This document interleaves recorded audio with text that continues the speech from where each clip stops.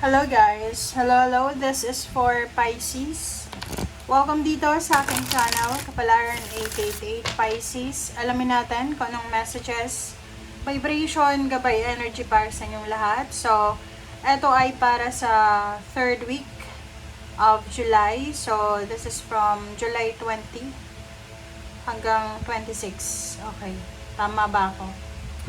Okay, July 20 to 26. So, let's check Pisces kung ano yung message na kailangan nyong marinig. Please comment down below if you resonated, guys. And doon sa mga new sa aking channel, so please comment anything na gusto nyong i-comment.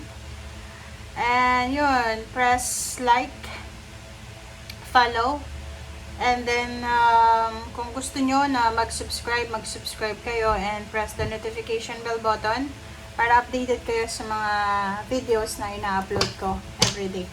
Okay, so yun. Okay, today gagamitin natin ito. Napakalaki na ito, guys. So,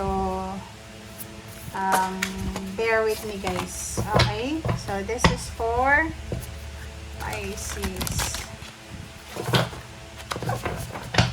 And disclaimer sa aking kuko. Pasensya na, guys, ha. Hirap kasi akong alisin yung pintura.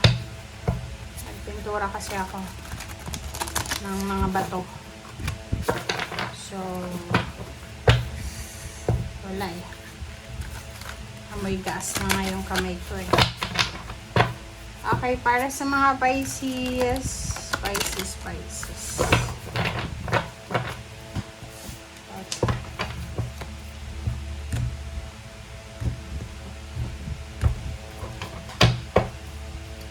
Okay.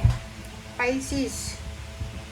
Okay, tanungin nyo yung sarili nyo muna bago natin i-draw kunin yung energy. May tanong ka ba sa sarili mo? May tanong ka ba sa baraha? Okay. Alright, so first card tayo, Pisces. Number 5. This is 5 of Pentacles. Okay? 5 of Pentacles, Pisces. Sinasabi ng baraha sa'yo dito na huwag tayong masyadong maging negative. Siguro yung iba sa inyo, because of Mercury retrograde until July 23. So, since sakop pa nito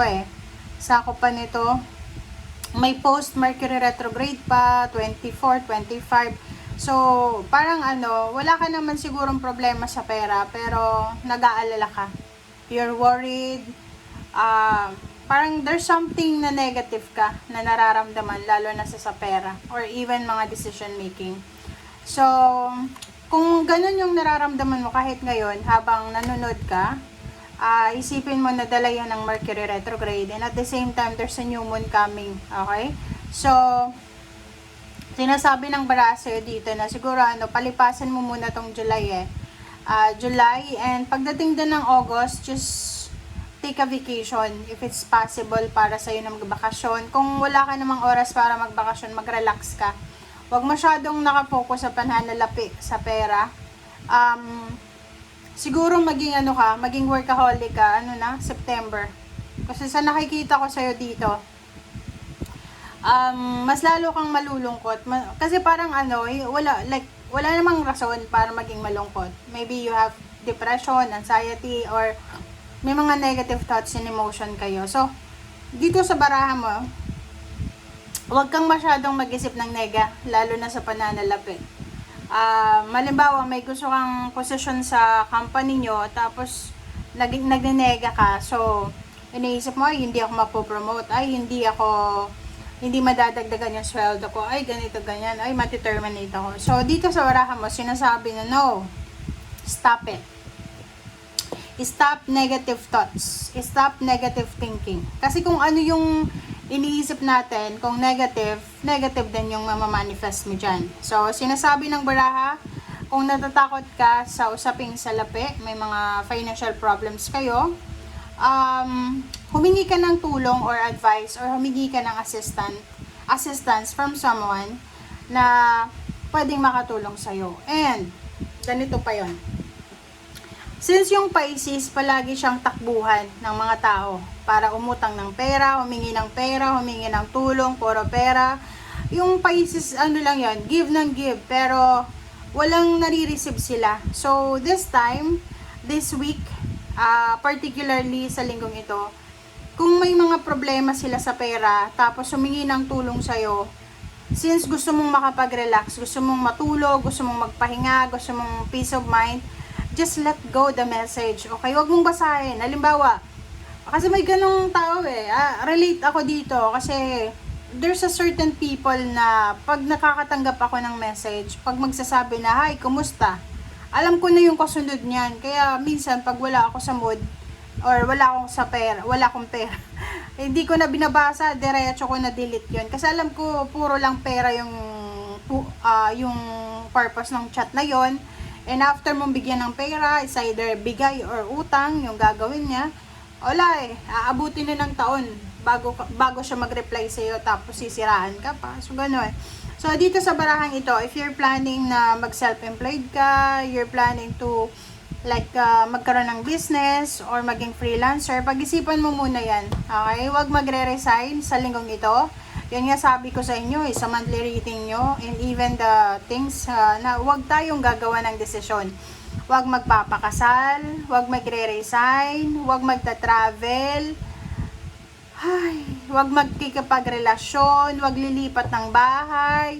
Stay put muna kayo until na end of July. Okay? So, ito siya.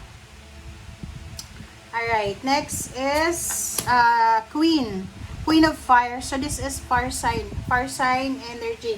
So, fire sign, Leo, Aries, Sagittarius. So, dito sinasabi ng baraha na wala kang dapat alalahanin diba? This is the contrary sa Five of Pentacles. Kumbaga, ito yung sagot dito. Okay? Parang yung dalawang baraha sa'yo, nag-uusap-usap sila. Like sabi nitong Five of Pentacles, naku, kailangan ko mag-alala para sa pera. Sabi naman nitong Queen of Fire or Queen of Wands, sinasabi sa'yo, naku, you're free. Bakit ka nag-aalala sa pera? Hindi mo kailangan kontrolin ng lahat. Wala kang bagay na hindi matutupad. Okay? Just believe in yourself. Trust in yourself. Okay? So, wag mong i-underestimate yung mga abilities mo. Like, kung ano yung situation mo sa ngayon, wag mong i-underestimate na hanggang dyan ka na lang, ganito, ganyan. So, sinasabi ng Barasyo dito, Pisces, na wag masyadong mag-self-pity. Wag masyadong matakot. Okay? Kailangan mo ng balance between career and personal life. Yun, ang sabi ko sa'yo magpahinga ka, magbakasyon ka, magpahinga ka, mag-relax ka, magpa-massage ka, mag-detox ka, water detox, fasting, whatever man na pwedeng makapag-detoxify. And also sa mga tao, pag alam mo na puro lang katoksikan yung mga sinisend sa yung message para, I don't know, because may mga tao na ganun like walang mga kwentang message i-chat sa'yo, walang kwentang information sasabihin sa'yo. So yun, iwasan mo sila. Okay, kailangan mo ng balance sa ngayon between your relationship, sa sarili mo, sa ibang tao, and sa career mo. Okay. Okay, what's next?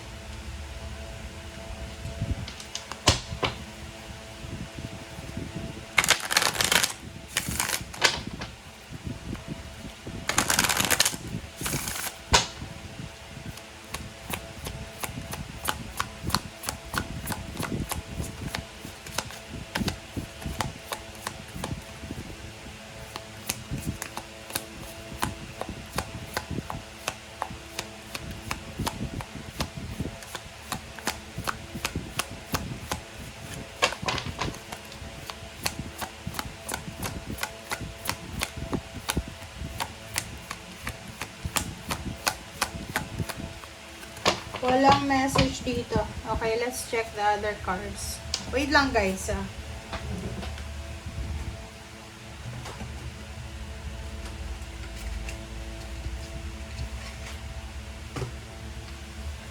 Walang lumabas sa spiritual. So, walang message sa'yo. Sa linggong ito yung spiritual, yung mga guides mo.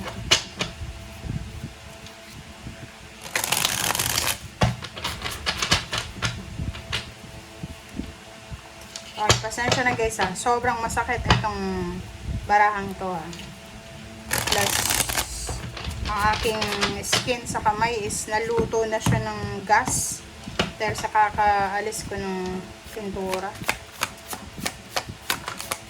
Okay. Okay. Yun. So, this is a confirmation para sa mga Pisces.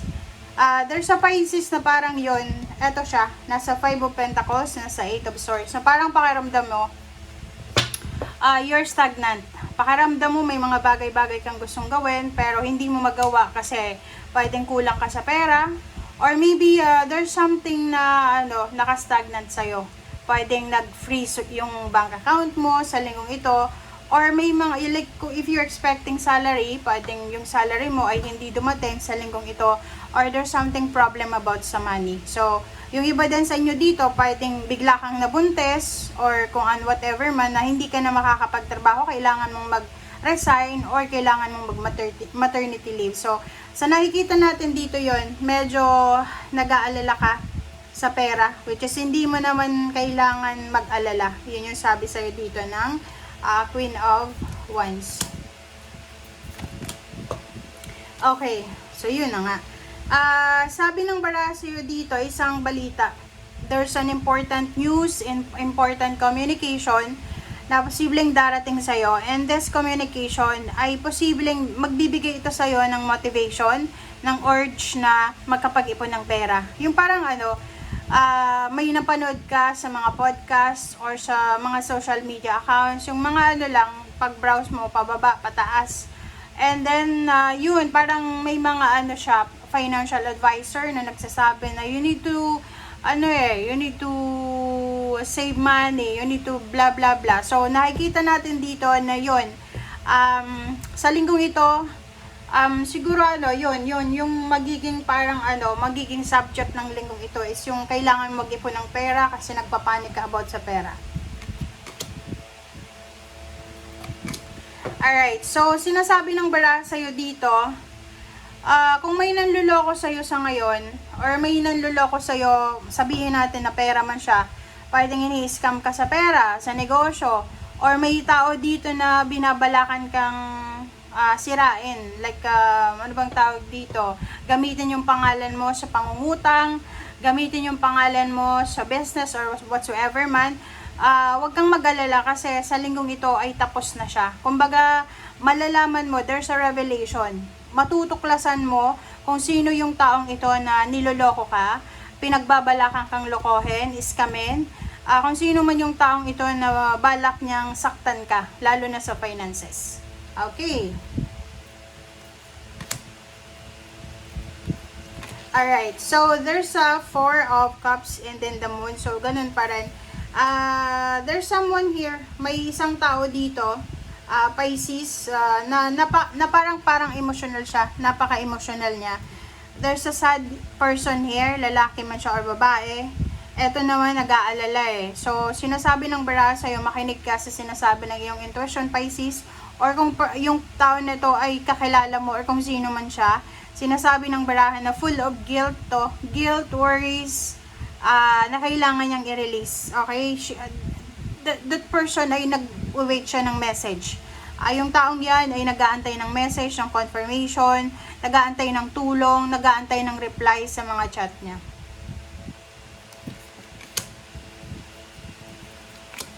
Okay, yun. So, sabi ng baraha sa'yo dito, ayun, kung ikaw yung may kailangan ng tulong, sinasabi ng baraha na huwag kang mag-alala kasi there's someone na posibleng papasok sa buhay mo. At yung taong yan ay magiging mentor mo, magiging partner mo. Pwedeng sabihin natin tong love life. So, halimbawa lang na yung love life mo ay medyo malungkot na, malamig na yung love life mo. So, sinasabi na maybe there's a new, pwedeng magbago yung lahat, pwedeng ma-inlove ka sa bago, sa kakilala mo, or sa ex mo, or sa kung sino man. And biglang magbabago ang lahat. Okay? Alright, 0 the follow. Sabi ko na sa'yo diba? There's so much changes na mangyayari sa buhay mo na pwedeng magdala sa'yo ng peace and harmony. Diba? Congratulations sa inyo, Pisces. Kasi eto na yung matagal nyong pinagpipray.